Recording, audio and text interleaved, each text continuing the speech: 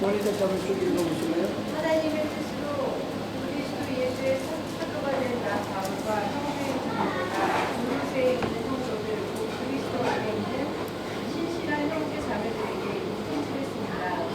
우리 아버지 하나님께서 내려주신 은혜와 평화가 여러분에게 이르니라. 우리는 여러분을 위하여 기도할 때에 항상 우리 주 예수 그리스도의 하나님 아버지께 감사를 드립니다. 우리는 그리스도 예수에 대한 여러분의 믿음과 모든 성도를 향해서 여러분이 품고 있는 사랑을 전해 들었습니다. 이 믿음과 사랑은 여러분을 위하여 하늘에 쌓아주신 소망에 근거합니다. 이 소망은 여러분이 진리의 말씀, 곧 복음을 받아들일 때 이미 들은 것입니다. 이 복음은 온 세상에 전해진 것과 같이 여러분에게 전해졌습니다. 여러분의 하나님의 은혜를 통해서 참되게 깨달은 그날로부터 여러분 가운데서와 같이 온 세상에서 연애를 맺으며 살아졌습니다. 여러분은 하나님의 은혜를 우리와 함께 중이 된 사랑하는 에바브라에게서 누었습니다. 그는 여러분을 위해서 일하는 그리스도의 신실한 일꾼으로 성령 안에서 여러분의 사랑을 우리에게 알려준 사람입니다. 그러므로 우리가 여러분의 소식을 들은 그날부터 우리도 여러분을 위하여 쉬지 않고 기도합니다. 우리는 하나님께서 여러분에게 모든 신령한 지혜와 총명으로 하나님의 뜻을 아는 지식을 채워주시기를 빕니다. 여러분이 주님께 합당하게 살아감으로써 모든 일에서 그분을 기쁘게 드리고 모든 선한 일에서 열매를 맺고 하나님을 정답을 더 알고 하나님의 영광의 권능에서 오는 모든 능력으로 강하게 되어서 기쁨으로 끝까지 참고 견디기를 바랍니다. 그리하여 성도들이 받을 상속의 몫을 차지할 자격을 여러분에게 주신 아버지께 여러분이 그 속에서 감사를 드리게 되기를 우리는 바랍니다. 아버지께서 우리를 감옥의 권세에서 건져내셔서 자기의 사랑하는 아들의 나라로 옮기셨습니다. 우리는 그 아들 안에서 구속, 곧 죄 사함을 받았습니다. 그 아들은 보이지 않는 하나님의 형상이시요 모든 피조물보다 먼저 나신 분입니다. 만물이 그분 안에서 창조되었습니다. 하늘에 있는 것과 땅에 있는 것들, 보이는 것들과 보이지 않는 것들, 왕권이나 주권이나 권력이나 권세나 할 것 없이 모든 것이 그분의 말미암아 창조되었고 그분을 위하여 창조되었습니다. 그분은 만물보다 먼저 계시고 만물은 그분 안에서 존속됩니다. 그분은 교회라는 몸의 머리이십니다. 그는 구원이시며 죽은 사람들 가운데서 제일 먼저 살아나신 분입니다. 이는 그분이 만물 가운데서 그분이 보시기 위함입니다. 하나님께서는 그분의 안에 모든 충만함을 이루게 하시기를 기뻐하시고 그분의 십자가의 피로 평화를 이루셔서 그분으로 말미암아 만물을 그 땅에 있는 것들이나 하늘에 있는 것들이나 다 자기와 기꺼이 화해시켰습니다. 전에 여러분은 악한 일로 하나님을 멀리 떠나 있었고 마음으로 하나님과 원수가 되어 있었습니다. 그러나 지금은 하나님께서 그리스도의 죽으심을 통하여 그분의 육신의 몸으로 여러분과 화해하셔서 여러분을 거룩하고 흠이 없고 소망할 것이 없는 사람으로 자기 앞에 내세우셨습니다. 그러므로 여러분은 믿음의 튼튼히 손을 잡아 굳건히 서 있어야 하며 여러분이 들은 복음의 소망에서 떠나지 말아야 합니다. 이 복음은 하늘 아래 있는 모든 피조물에게 전파되었으며 나 바울은 이 복음의 일꾼이 되었습니다. 이제 나는 여러분을 위하여 고난을 받는 것을 기쁘게 여기고 있으며 그리스도의 남은 고난을 그분의 곧 교회를 위하여 내 육신으로 채워가고 있습니다. 나는 하나님께서 여러분을 위하여 하나님의 말씀을 남김없이 전파하게 하시려고 내게 맡기신 사명을 따라 교회의 일꾼이 되었습니다. 이 비밀은 영원 전부터 모든 세대에게 감추어져 있었는데 지금은 그 성도들에게 드러났습니다. 하나님께서는 이방 사람 가운데 나타난 이 비밀의 영광이 얼마나 풍성한지를 성도들에게 알리려고 하셨습니다. 이 비밀은 여러분 안에 계신 그리스도요 곧 영광의 소망입니다. 우리는 이 그리스도를 전합니다. 우리는 모든 사람을 그리스도 안에서 온전한 사람으로 세우기 위하여 모든 사람에게 전하며 지혜를 다하여 모든 사람을 가르칩니다. 이 일을 위하여 나도 내 속에서 능력으로 작용하는 그분의 훈련을 따라 수고하며 애쓰고 있습니다. 여러분들은 지금 사는 게 힘듭니다.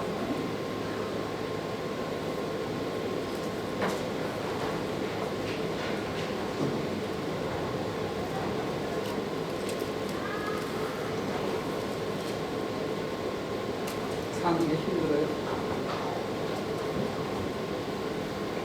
안 힘들다고 욕먹을 것 같아요. 지금 바울 선생님은 사는 게 힘듭니까? 이 글을 쓰고 계신 바울 선생님은 사는 게 힘듭니까? 아닐 것 같은데. 아니다? 기다.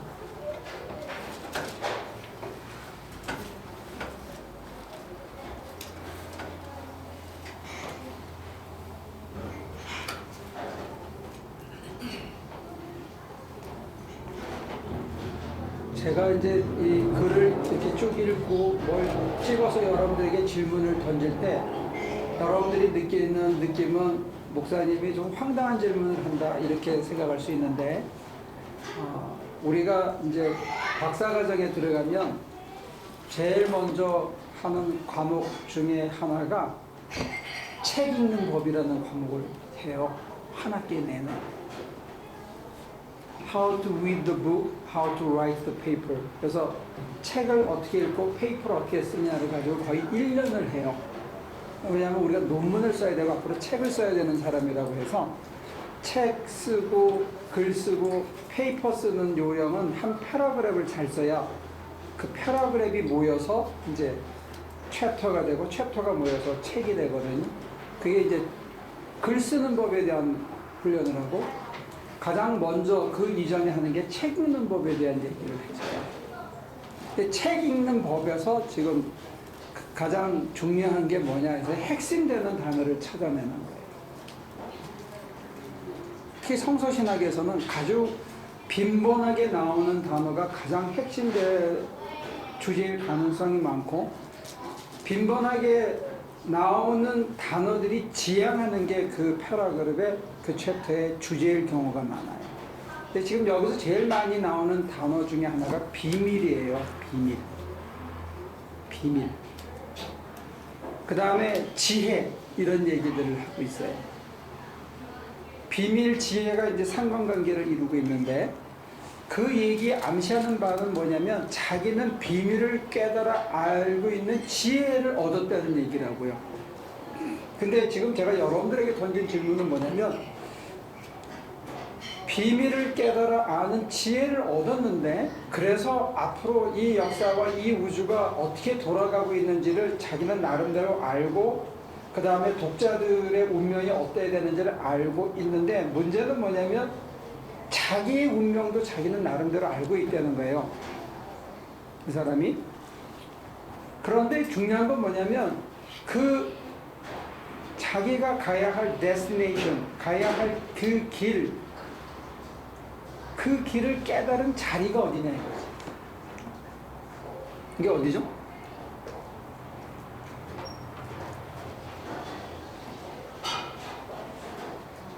지금 가장 많은 인포메이션은 어디에 있어요? 미국에서 가장 많은 인포메이션은 구글에 있나? 미 의회 도서관에 있나? 아니면 누가 갖고 있죠? CIA? NSA 뭐 그런 데겠죠, 그죠? 근데 지금 바울은 어디에 있냐면 감옥에 있어요, 감옥에.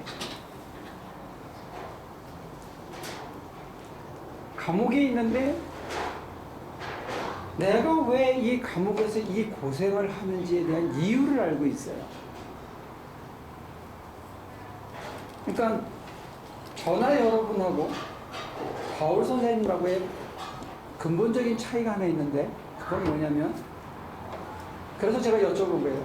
바울 선생님이 사는 게 힘들다고 생각했겠느냐 이거지. 여러분들은 사는 게 힘드냐 이 얘기예요.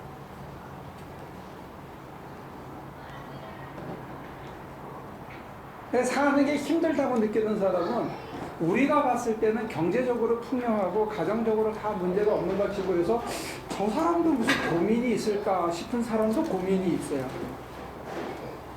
근데 지금 바울 선생님은 우리가 봤을 때는 아주 재수 없는 사람이에요. 재수가 없는 정도가 아니고 직업도 다 잃고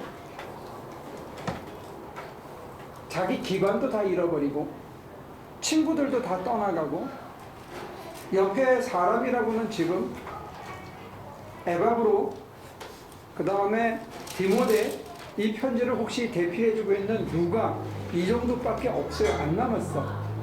그리고 이제 골로새를 향해서 빌립보 교인을 향해서 편지를 쓰는 그런 형편인데 바울은 지금 엄청나게 고생을 하고 착고에 채인 채 지하 감옥에 있었을 확률이 큰데 그래서 한번 가보고 싶었어.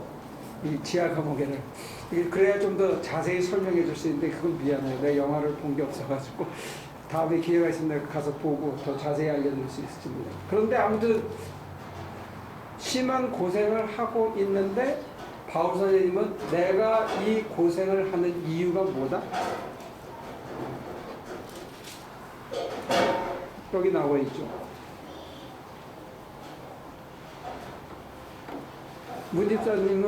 문집사님이 지금 고생하는 이유가 뭐다? 알고 있어요?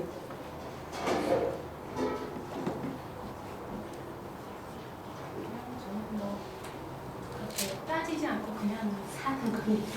그냥 사는 사람이라 내가 고생하는 이유가 뭔가라고 생각하면서 살아보진 않았어요. 근데 이유를 확실히 알면 견디기가 쉬워요. 견디기 쉬운 거는 제가 나름대로 제 나름대로 시부모하고 시누이한테 제대로 못해서 이런 게 다 나한테 떨어졌구나. 그러니까 훨씬 정도가 괜찮아요. 제가 받아야 될 거라고 생각합니다. 그게 이제 소위 말하는 불교식 세계관에서 인간부나 업을 쌓은 그것이 내가 옛날에 좋지 않은 업을 쌓기 때문에 그 인간부의 열매를 지금 내가 받고 있다. 이렇게 생각하면 make sense 하거든? 그러니까 사람들은 자기가 현재 당하고 있는 고난의 의미를 알면 그 고난을 견딜 수가 있대요. 빅터 프랭클이라는 사람의 얘기예요. 그러니까 내가 왜 이렇게 지금 이 자리에 있는지의 이유나 그 원인이나 그 의미의 체계를 만들면 그게 맞든지 안 맞든지 아무 상관없어. 자기가 생각해서 이렇게 찔러봐도 저렇게 찔러봐도 그래 그게 제일 그럴듯한 대답이 하고 자기가 그 그럴듯한 대답을 자기 걸로 받아들이는 순간에 그걸 그나마 견딜 수 있게 된다는 거예요. 근데 지금 바울 선생님은 저나 여러분들하고는 조금 차원이 달라.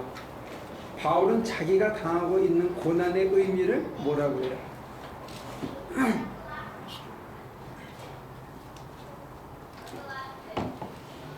그러면 그걸 접근하기 전에 바울은 자기가 어떤 인간이었다는 걸 먼저 알고 있어요. 21절에 전에 여러분은 악한 일로 하나님을 멀리 떠나 있었고 마음으로 하나님과 원수가 되어 있었습니다. 이거는 여러분에 대한 얘기면서도 자기 자신에 대한 컨페션이기도 해요. 그리고 그 사람들의 미래는 22절에 나와 있어요. 그러나 지금은 하나님께서 그리스도의 죽으심을 통하여 그분의 육신의 몸으로 여러분과 화해하셔서 여러분을 거룩하고 흠이 없고 책망할 것이 없는 사람으로 자기 앞에 내세우셨습니다. 이거는 현재 진행형이에요.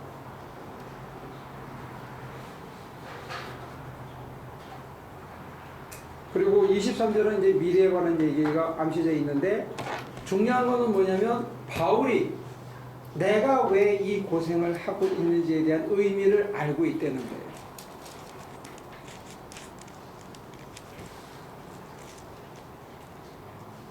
장로님은 혹시 아십니까? 왜 지난 10년간 이렇게 개고생을 하고 계지? 재밌으셨어요? 근데 왜 날인 서비스라고 그래? To the heaven이라든지 뭐 지금 내가 날인 서비스 있을 수 있죠. 재밌었다가 좀 쉰다고? 그럴 수도 있죠. 그건 아니고. 그래? 근데 그 고난을 주는 거는 우리가 보통 생각할 때 하느님께서 우리를 좀더 나은 인간으로 하기 위한 일종의 과정이라고 보잖아요. 그렇게들 가리켰죠.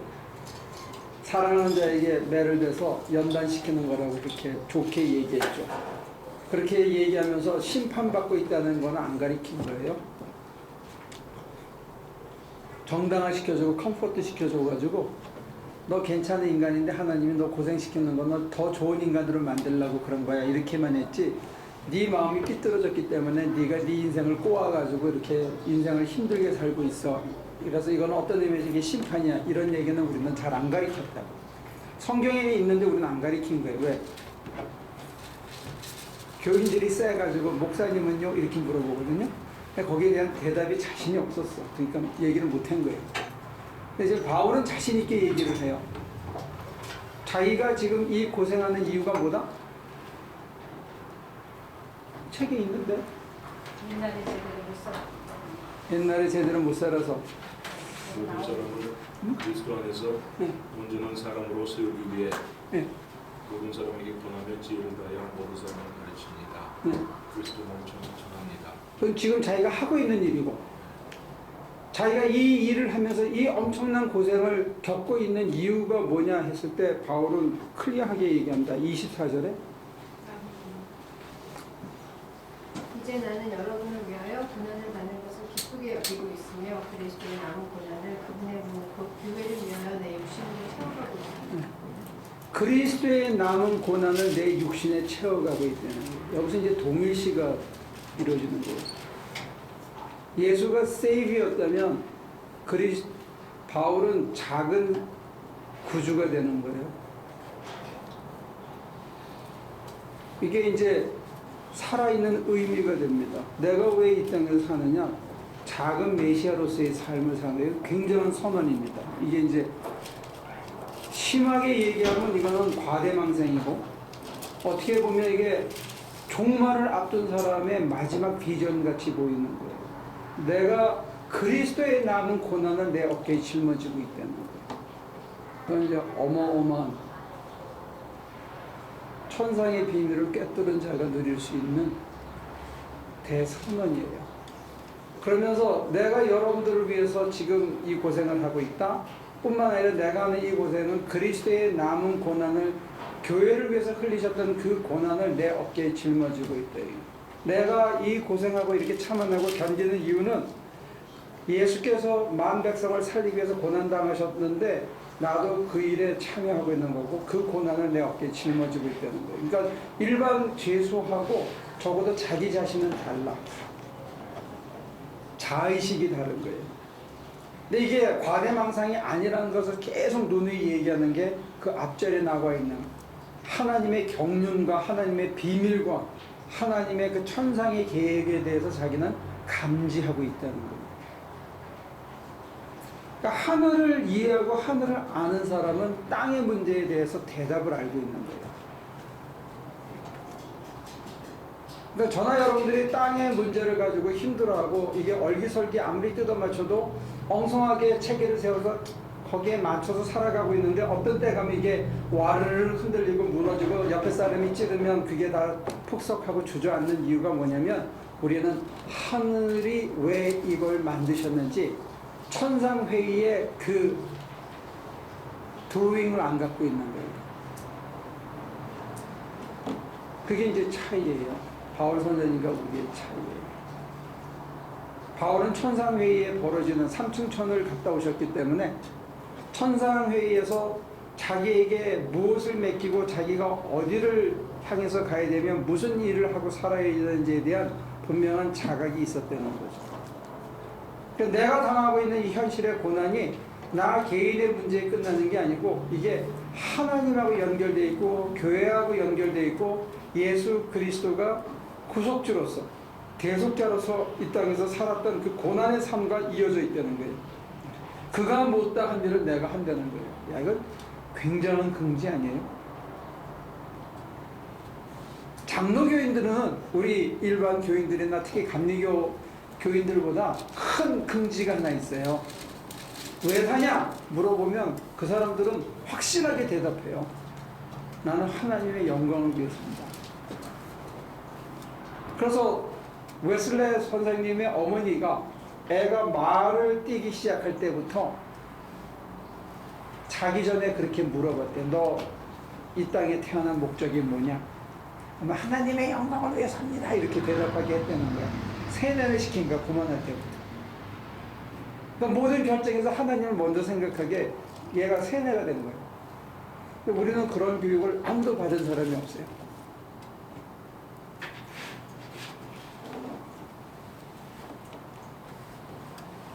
우리 박 목사님들처럼 3대 4대 믿은 집안에서도 그거 안 가르쳤을 것 같아요. 눈 뜨고 일어나면 넌 무엇을 위해 사냐? 내가 하나님의 영광을 위해 삽니다. 이런 거 안 가르쳤거든. 그런 의식이 없는 거예요. 네? 들어보면 알지 그 정도는.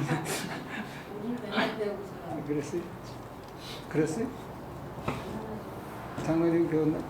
어려서 모르나? 아니면 저분 주워 와서 그래?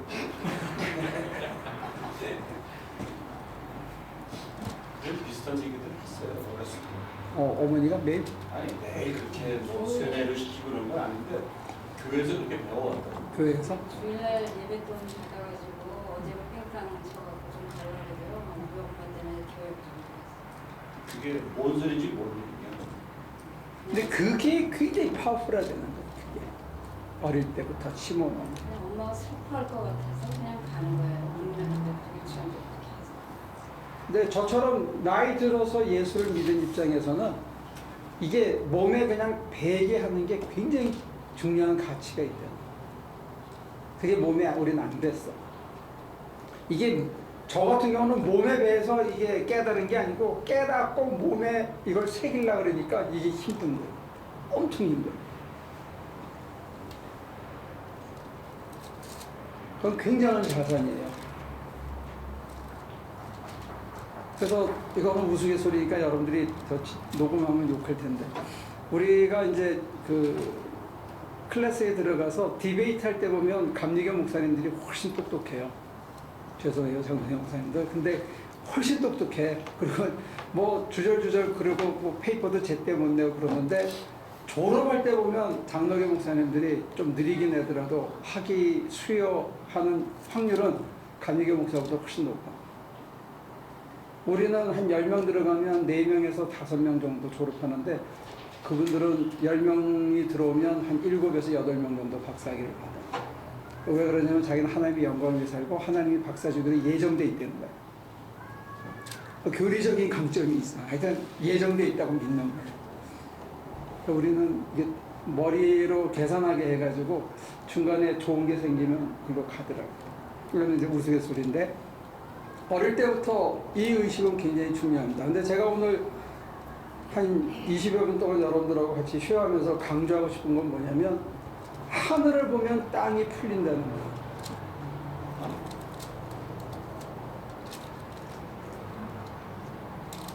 바울은 이걸 봤기 때문에 땅에서 견딜 수가 있었어요. 그리고 제대로 견딘 거예요. 타협하지 않고. 원망하지 않고. 하나님 탓하지 않고. 자기의 주어진 환경을 탓하지 않고 이거를 끝까지 잘 견뎌서 다른 사람에게 본이 됐어요. 그리고 자기는 뭘 얻었느냐? 주님과 자기를 동일시할 수 있는 자리까지 간 거예요. 이게 상이에요. 아이덴티피케이션이라고 하는데 요즘은 이제 그런 얘기들 해요. 스토리텔링 신학이라는 게 나와가지고 모세의 해방의 이야기를 수십 년, 수백 년, 수천 년을 하면서 그 이야기 속에 동화되면서 그 민족의 이야기가 내 인생과 내 이야기가 되게 한다는 걸 이게 스토리텔링 신학이라고 그래요. 이야기 신학. 그래서 동화시켜서 그 이야기 속에 동질성을 우리한테는 이제 고음의 후손이라는 토템 신앙에 그게 있었잖아요. 한민족에. 그래서 참고 견디는 뭐 이런 이야기가 있었는데 바울은 거기서 한 걸음 더 나가서 자기 자신을 예수 그리스도와 동일시할 수 있는 자리까지 올라간 거예요. 그건 굉장한 겁니다. 지난 시간에 녹음을 한 거를 보니까 이게 잘 안 돼서 제가 한 2번 들어가서 클릭해서 봤어요. 근데 평소보다 많은 사람이 클릭을 했더라고. 미스터 베가 여러 번 들어간 거예요? 아니면 제목이 그래서 그랬나? 그럴 수도 있고요. 응. 하나는 요새 한국에서 계신 분 같은데 네. 굉장히 관심 있게 보시는 분이 한 분 계시더라고요. 그래요? 네. 클릭을 좀 많이 하시고. 헌금이라고 해서 많이 받는지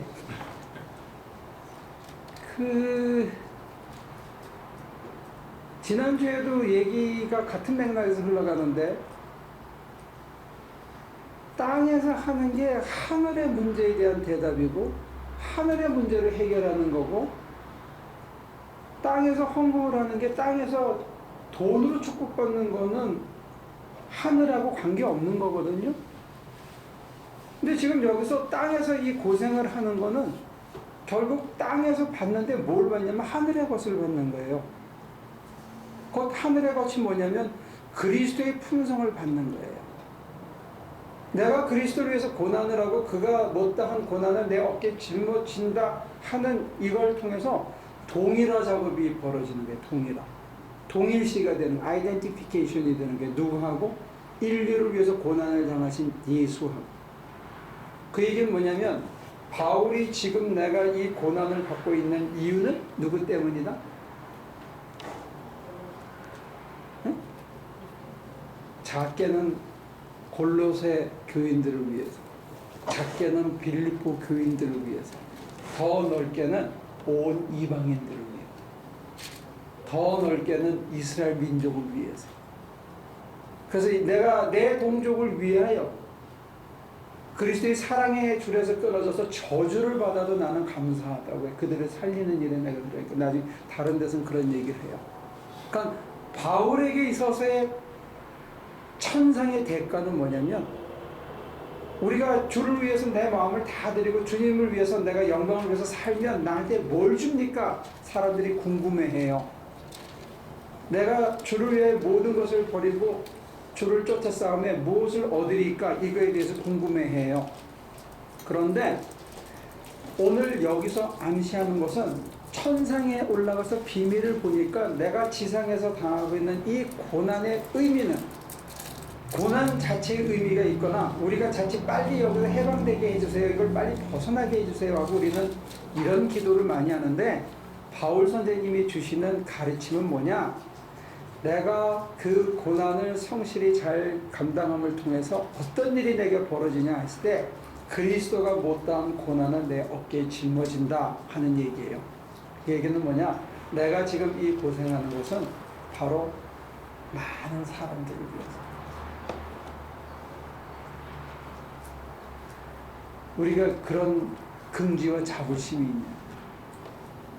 내가 지금 속을 막 끓이다가 이걸 주님께 다 맡기고 내게 주어진 모든 것을 어떤 대가를 기대하지 않고 성실히 이걸 감당하고 견디고 참는 이유는 내가 그리스도가 되는 거예요. 내 품성만 그리스도가 되는 게 아니고 그리스도의 품성을 가지고 살아남을 통해서 온 인류를 위해서 사는 삶이 된다는 거예요. 이거 굉장한 얘기 아니에요? 근데 이게 소망이 뭐냐면 자기가 그렇게 살았다 하는 얘기는 이제 골로새 교인들도 그렇게 할 수 있는 길을 내가 전해주고 있다는 얘기고 여러분도 그렇게 할 수 있다는 얘기예요. 기독교는 굉장히 그릇이 커요. 우리가 생각하는 것보다. 우리 각자의 거는 기대도 크고.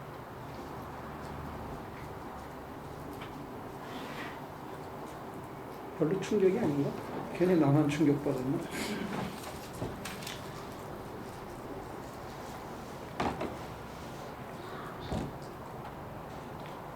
여러분들을 좀 겸손하게 표현해서 작은 메시아로 삼겠다는 얘기라고요.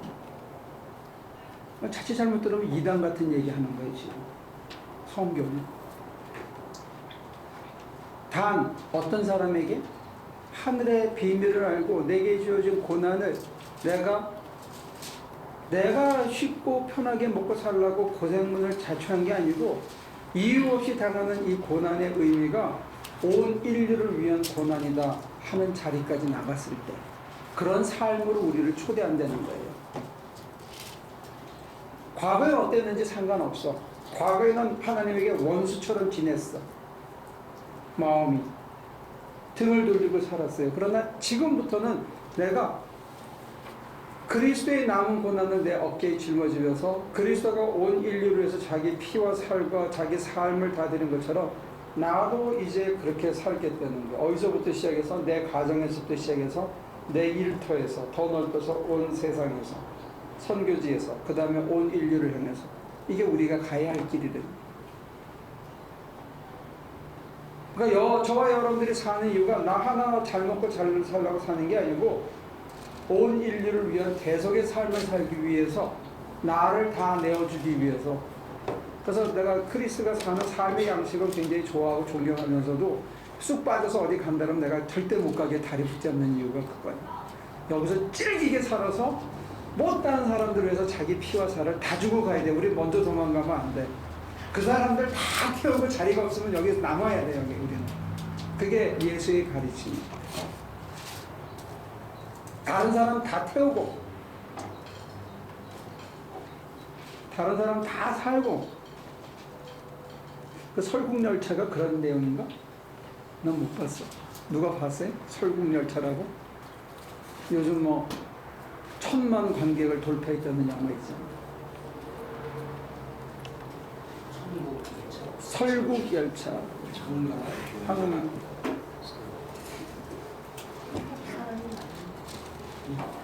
외국 배우도 나왔나? 한국 배우가 2명 같다. 그래요? 가서 열심히들 한번 봐봐.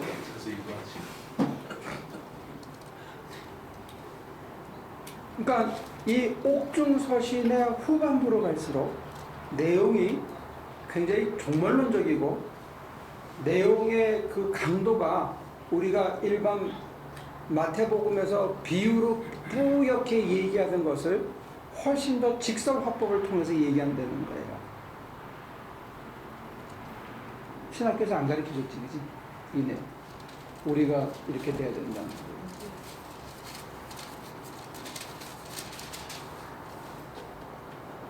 저도 학교에서 못 배웠거든요. 우리가 메시아가 돼야 된다는 거에 대해서는 안 가르쳐줬어요.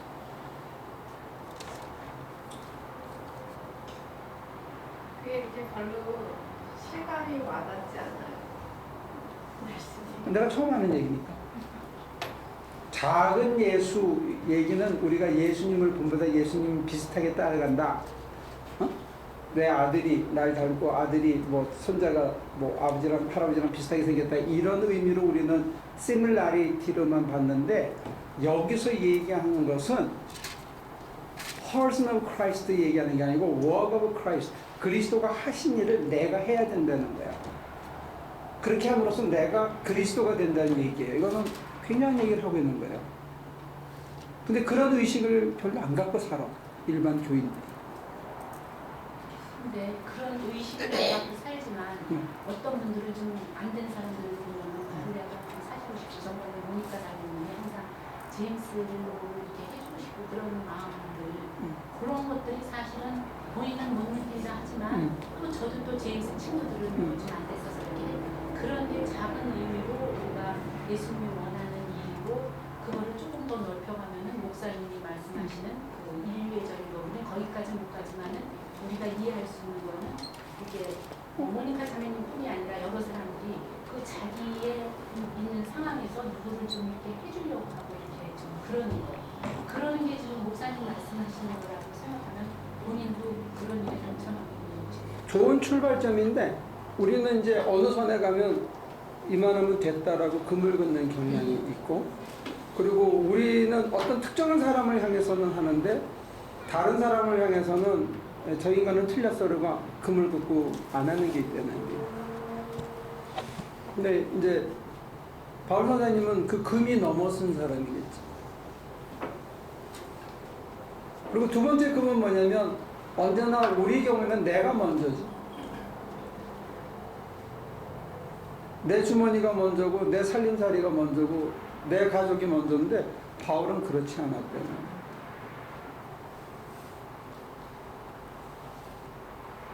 근데 전체가 만약에 그러니까 예를 들어서 우리가 선교 집지로 가가지고 처음에는 막 의원들이 많아요. 이랬으면 좋겠다 저랬으면 좋겠다. 근데 이제 마지막에 시간이 얼마 안 남았을 때는 다 집에 가야 되는 이유 하나밖에 없기 때문에 딱 이제 기술자들은 자하고 연필 들고 비기술자들은 권총 들고 그 다음에 시다바리들은 나르고 하는데 안 시켜도 뭐 해야 되는지 다 알아. 10명이 한 명처럼 이렇게 돌아가면서 이렇게 쫙 일을 해서 뭐가 하나 사요. 우리가 남의 일을 내 게 아닌데 주고 오는 일인데 만약에 그렇게 하는 삶의 자세로 매일 살 수 있다면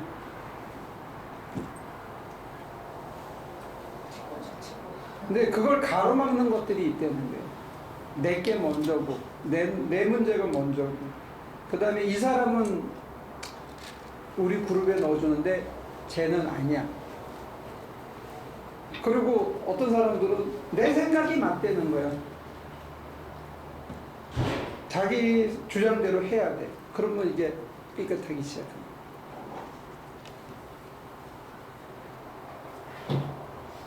그러니까 하나님이 주시는 희열, 이 보상, 내가 고난을 당하는 이 고난의 의미가 아직 내가 잘은 모르는데 바울이 얘기한 것처럼 천상의 비밀을 하나님의 경륜을 깨닫고 난 다음에 보니까 내가 하는 이 고난이 이게 그냥 나 하나에 그치는 게 아니라 장차 온 인류를 위한 고난일 수도 있겠다 하면 이게 다른 힘이 솟아오르는 것입니다. 그럼 목사님도 이 지금 힘든 시츄에이션을 우리를 위하여 인류를 위하여 아니 나 아직 그 의식이 없어. 작게는 여기 우리를 위하여 고난을 당 기쁜 마음으로 저는 아직 그 의미를 잘 몰라, 솔직히. 그냥 기분 나쁠 때도 있고 고생스러울 때도 있고 감정은 출렁이지만 그래도 중심이 흔들리지 않고 갈 수 있다는 게 고마운 정도지. 저는 아직 이 경륜, 모니카의 미래가 보인다든지 뭐 필립의 아빠가 어떻게 될 거는지 이게 다 꿰뚫어져서 내가 어디로 가고 있는지 이게 잘 안 느껴져요. 그냥 개기고 견디는 것뿐이지. 바울 선생님처럼 되면야 뭐 훨씬 더 클리어하겠죠. 저는 아직 거기까지 못 간 것 같아. 내가 하고 있는 이 고생이 온 인류를 위한 거다. 그 생각이 잘 안 들어요. 단지 감사한 거는 지금 내가 현실적인 어떤 목표를 이루기 위해서 그걸 못 가져서 안달한다든지 그거를 가져야 되겠든지 이런 건 없다는 게 감사할 뿐이지. 저는 아직 거기 잘 모르겠어요. 미안해. 나는 구세주가 아니라서 미안해요. 그래도 목사님은 여러 사람을 이렇게 아까 말한 대로 사람을 살리는 일이 된다고 그런 것들을 해서 기쁨을 많이 얻으시면서 그 좀 이기적인 거지. 미안한 거지. 나만 보면.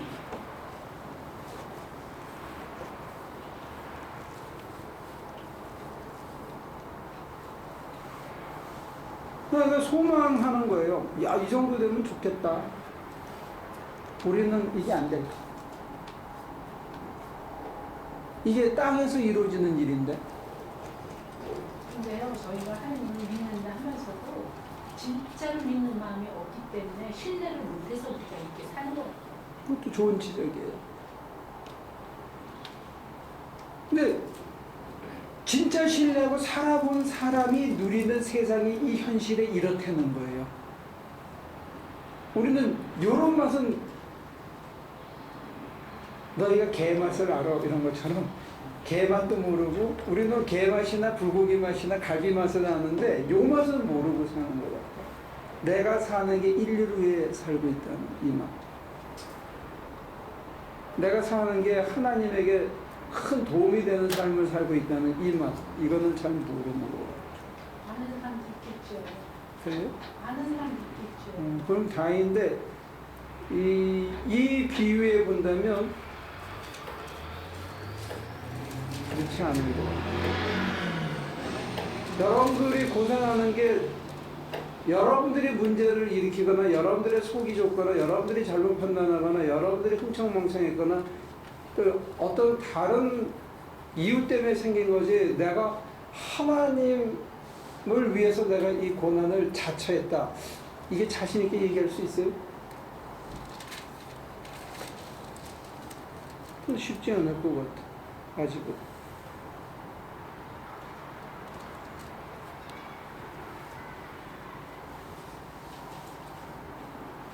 내가 판단착오로 이런 일이 있었다. 내가 그때 괜히 주저했었다. 또 고집을 폈다. 그때 조금 그렇게까지 승질을 내지 말았어야지. 아니면 그때 유혹받지 말았어야지. 이런 회한이 우리 속에 있을지는 몰라도 그런 거 하나도 없이 나는 그저 하나님의 뜻대로 다 했는데 하나님이 이렇게 쳐박았는데 그 이유가 그리스도의 남은 고난을 지어서 나도 인류를 위한 대속의 삶을 살게 하기 위해서 이렇게 하셨구나. 참 부족한 나를 어떻게 이렇게 써주셨을까. 참 감사하다. 이런 경지를 우리가 누리고 사느냐. 전 아직 아니라니까. 전 아니에요. 여러분들이 비면 다행인데 난 아직 아닌 거.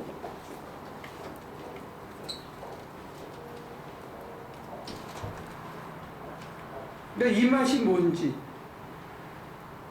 사실은 제가 죄송하죠. 나는 이 맛에 대해서 설명을 못 해주니까.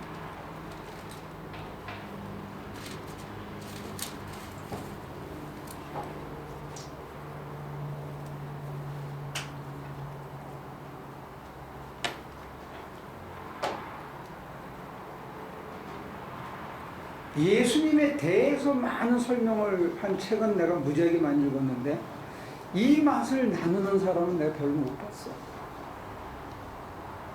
영성가들에게조차도 이 맛은 없어요.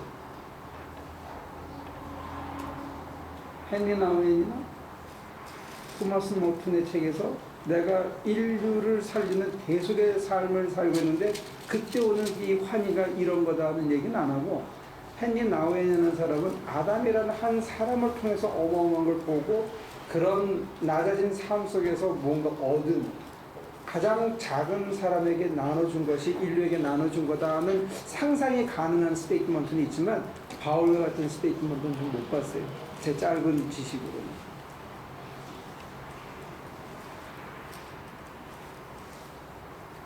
그래서 제가 이 얘기를 장황하게 하는 이유는 이런 거예요. 저나 여러분들이 아직 갈 길이 멀다는 거예요. 그리고 하나님께서 우리를 위해서 예비하시고 만들어 놓으신 그 상급은 우리의 상상을 초월하는 거거든요. 기독교는 굉장히 심오한 종교라는 거예요. 저와 여러분들이 이걸 누리고 살 수 있기를 원하신다는 거예요. 내가 하루에 아침에 8시에 출근해서 5시, 6시까지 일하는 그 일이 온 인류를 살리는 일이다 하는 의식을 가지고 살기를 바랍니다. 그게 무슨 일이든지가.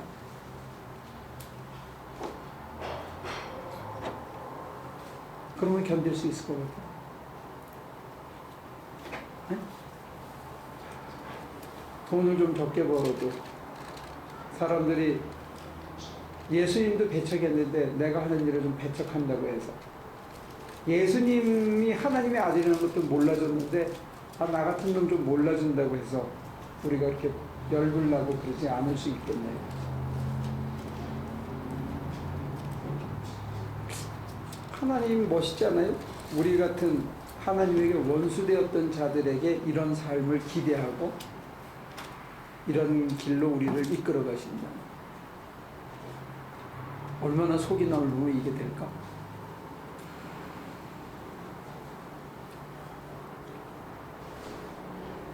우리 같으면 얄미워서라도 내가 얄미운 놈한테는 이런 길을 막을 것 같아.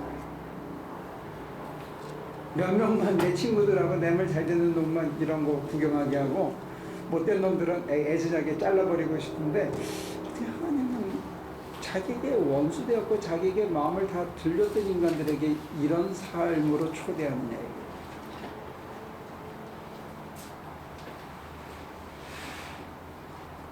이거는 자기 삶의 양식인데 하나님만이 하실 수 있는 건데 여기로 저와 여러분들을 초대한다. 우리가 이런 삶을 살고, 또 우리는 이걸 상상도 잘 안 되는 게 이런 삶이 어떤 걸까, 이게 이렇게 살 때 이게 뭘까, 이게 감이 잘 안 오는 거예요. 내가 하는 일거수일투족이 온 인류를 위한 것이 되어진 삶이 어떤 거냐. 그래서 예수님은 누구 고쳐주고 돈 안 받았거든. 중풍 고쳐주면 20만 원, 눈 먼 거 고쳐주면 그 힘드니까 30만 원, 뭐 이렇게 안 받았다. 그 다음에 뭐 진리를 가르쳐주고, 야 이건 굉장히 어려운 거니까 100만 원. 이거는 정말로 능력 주는 거니까 500만 원. 이렇게 정가제로 받지 않았거든요. 다 줬지 그냥. 근데 다 주고도 뭔 힘으로 살았을까 했을 때 바울이 암시하는 건 이럽니다. 요게 재미있고 마치 핵융합처럼 안에서 끊임없는 에너지가 사람을 이렇게 역동적으로 살게 하는 내적 에너지가 이 안에서 기어 나오는 게 아니냐. 우리는 이게 속이 화하니까 술도 먹고, 속이 화하니까 뭘 자꾸 먹고, 다른 거를 뭐 릴렉스하고 쉬고 막 복잡하니까. 그런데 내 내면에서 끊임없이 에너지가 나온다면 굳이 그런 데 의지하지 않아도 되겠죠.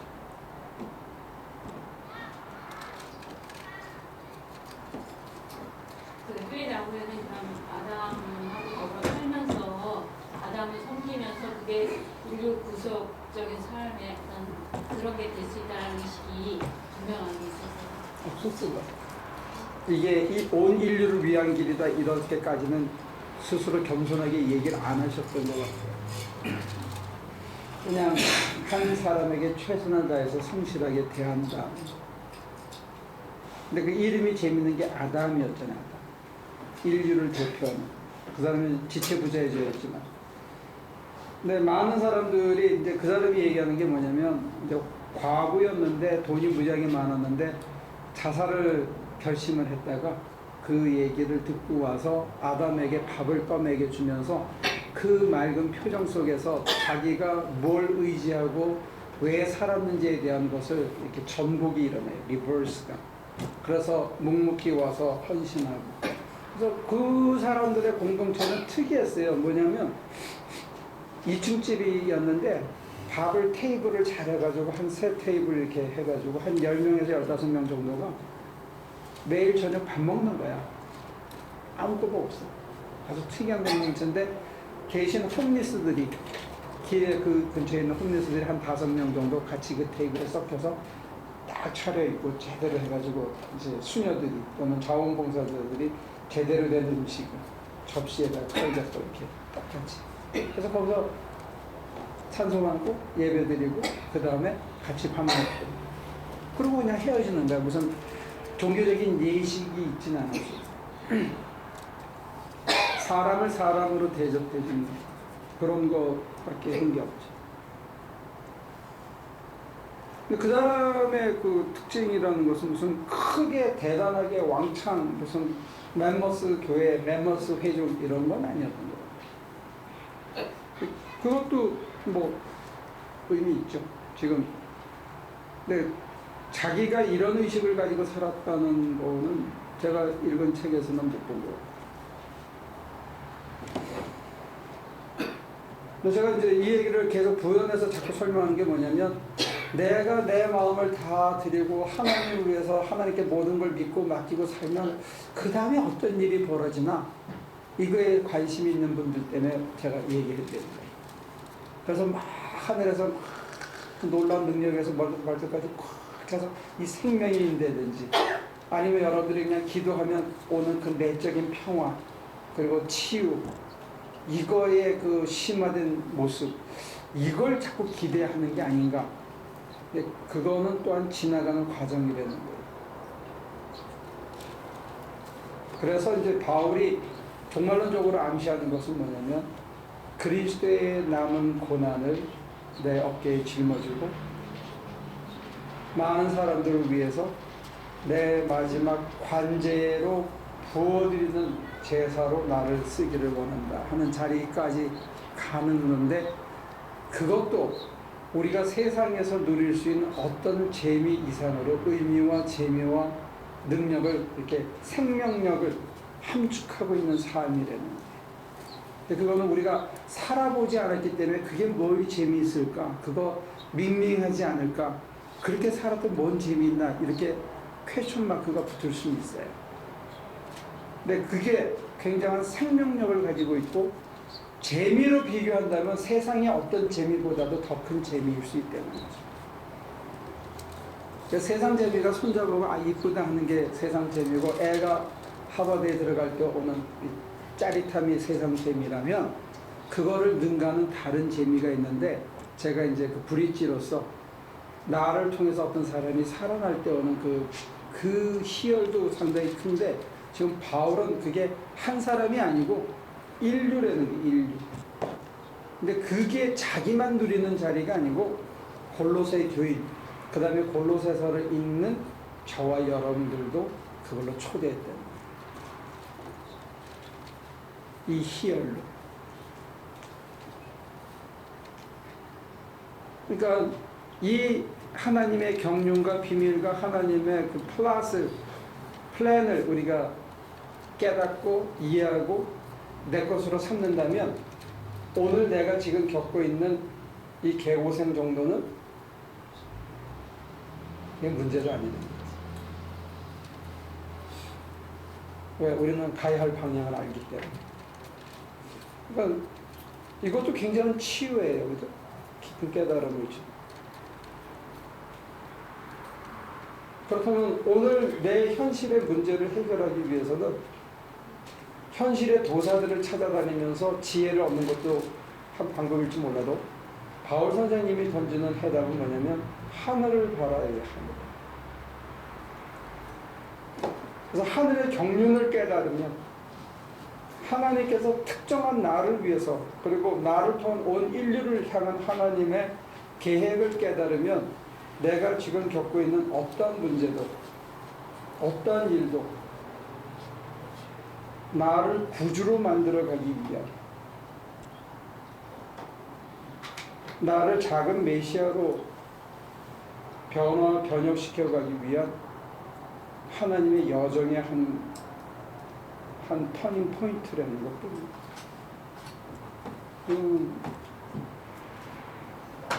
굉장히 기쁜 소식이에요. 우리가 받아들일 수 있고 깨달을 수만 있고.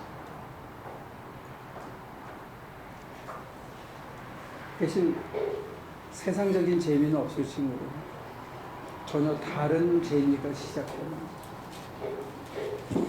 이렇게 제가 이 부분에 대해서 아직 천상의 비밀에 대한 설명력이 부족해서 미안합니다. 마칠게요. 하나님, 골로새서 1장을 더듬어 보았습니다. 너무 높고 너무 깊어 헤아리기 정말 어렵지만 저희가 더듬어 느낄 수 있는 것은 하나님께서 우리 각자에게 거는 기대와 우리를 위해서 마련하신 것, 그 천국 잔치가 굉장히 크고 장엄하며 하나님의 원수로 살아갔던 우리가 받기에는 우리 스스로가 감내하기는 너무 엄청나다는 것 느낍니다. 우리가 스스로 할 수 없음을 다시 겸비하게 고백하고 우리가 그런 걸 받을 자격이 없음을 또한 엎드려 자복합니다. 우리를 잘 아시는 우리 하나님, 이 모습 이대로 드리오매 우리는 할 수 없으나 당신의 선하신 뜻대로 그저 따라갈 수 있는 저희 되게 하여 주시옵소서. 예수님의 이름으로 기도합니다.